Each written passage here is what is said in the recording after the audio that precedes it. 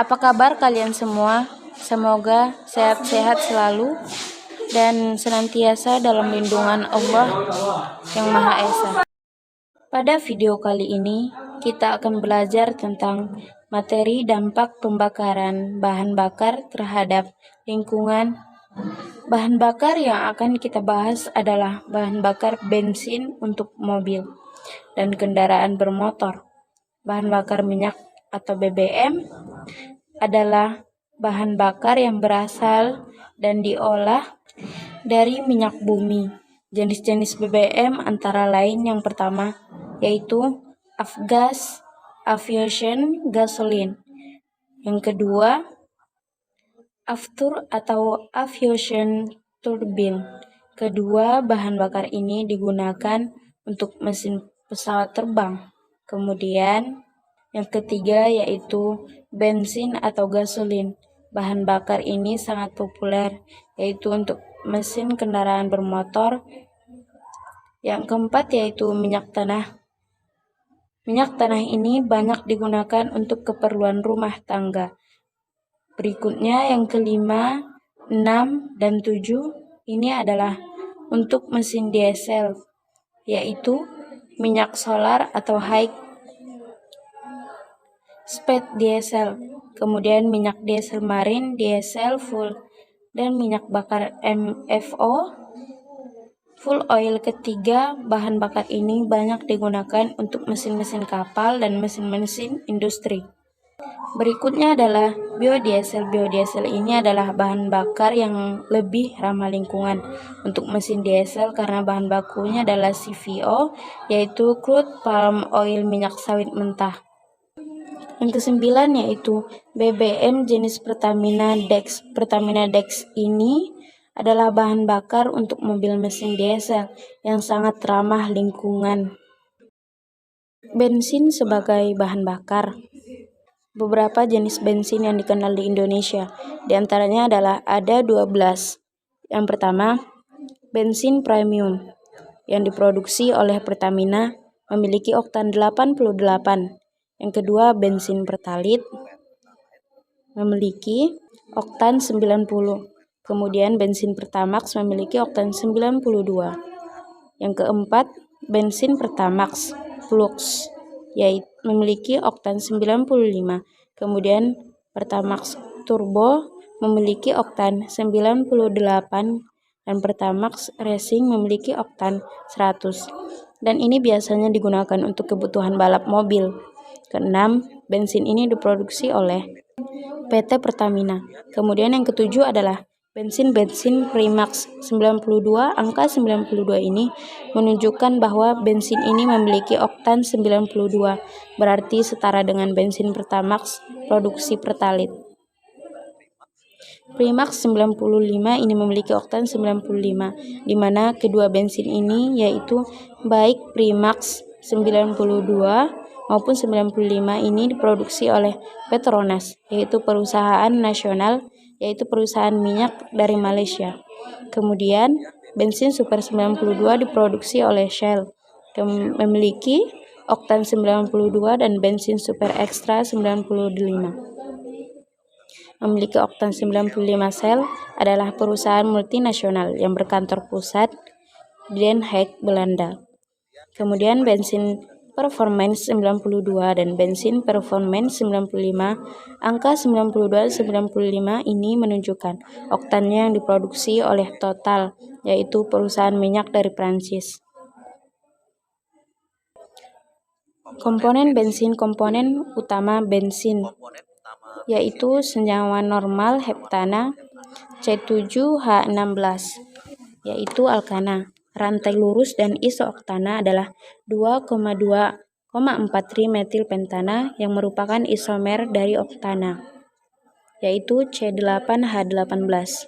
Ini adalah rumus rantai lurus dari normal heptana dan ini adalah rumus dari isooktana. 2,2,4-trimetilpentana atau isooktana. Persentase isooktana dalam suatu bensin disebut dengan angka oktan atau bilangan oktan. Jadi misalnya bensin Pertamax memiliki oktan 92, Artinya bahwa 92% itu adalah isooktana dan yang 8% adalah normal heptana. Makin tinggi bilangan oktan berarti kualitas bensinnya makin baik dan energi yang dihasilkan juga semakin tinggi. Pembakaran bensin pada mesin kendaraan bermotor.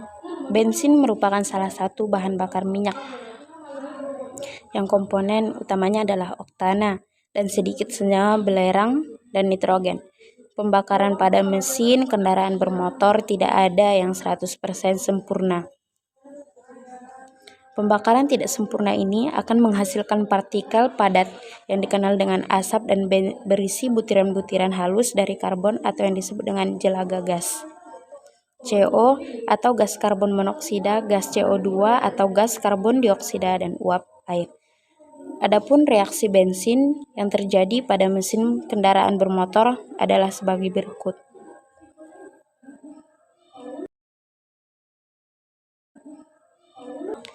Dampak pembakaran bahan bakar terhadap lingkungan.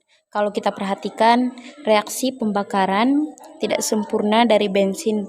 Terlihat bahwa semakin terbatas jumlah oksigen, semakin tidak sempurna pembakaran yang terjadi, dan semakin banyak jelaga yang dihasilkan. Perhatikan kedua reaksi ini, di mana reaksi yang pertama ini oksigennya lebih besar dibandingkan dengan reaksi yang kedua. Sehingga pada reaksi yang kedua ini dihasilkan butiran karbon atau jelaga. Jadi, jika semakin terbatas jumlah oksigen, maka asap kendaraan yang dihasilkan juga akan berwarna hitam pekat karena mengandung jelaga atau butiran halus dari karbon gas CO2, merupakan gas rumah kaca yang dapat menyebabkan terjadinya pemanasan global atau peningkatan suhu bumi. Gas rumah kaca ini adalah hanya istilah yang karena gas CO2 ini keberadaannya di bumi. Jika terlalu banyak, maka akan meningkatkan suhu bumi sehingga kita seolah-olah berada di dalam rumah yang terbuat dari kaca panas sekali, seperti yang terjadi di kota-kota besar seperti di Jakarta dan Surabaya. Kenapa kalau kita di pedesaan di Surabaya rasanya lebih panas dibandingkan dengan jika kita berada di pedesaan? Logikanya karena kita tahu bahwa di kota-kota besar itu banyak sekali pabrik industri dan kendaraan bermotor yang menghasilkan polusi yang sehingga meningkatkan kadar CO2 di atmosfer. Berikutnya, gas karbon monoksida atau gas CO. Ini adalah gas polutan yang sangat berbahaya karena akan berikatan dengan hemoglobin sehingga mengganggu fungsi hemoglobin dalam mengikat. Dapat mengakibatkan kematian. Jadi kalau kita di jalan raya yang penuh dengan asap kendaraan, jika terhirup maka akan mengganggu fungsi hemoglobin di dalam tubuh kita. Sehingga kita kekurangan oksigen yang bisa dapat mengakibatkan pingsan atau bahkan mengakibatkan kematian. Jelaga merupakan serbuk halus dari karbon yang jika terhirup dapat merusak alat pernapasan. Selain gas CO2 dan CO, pembakaran bensin pada mesin kendaraan bermotor dapat menghasilkan gas SO2 karena di dalam minyak bumi terdapat senyawa belerang serta gas oksida nitrogen. Karena untuk membakar bensin dalam mesin digunakan udara sebagai sumber oksigen dan udara mengandung gas nitrogen. Ketika di udara, gas SO2 akan teroksidasi menjadi gas SO3. Gas SO3 ini sangat mudah bereaksi dengan air hujan menghasilkan asam sulfat, sehingga gas SO3 ini dapat menyebabkan hujan asam. Gas oksida nitrogen yaitu NO2 dan NO3 dalam kadar tinggi juga dapat menyebabkan iritasi pada mata. Di samping itu, gas NO2 juga akan bereaksi dengan air menghasilkan asam, yaitu asam nitrat, sehingga memungkinkan juga akan mengakibatkan terjadinya hujan asam.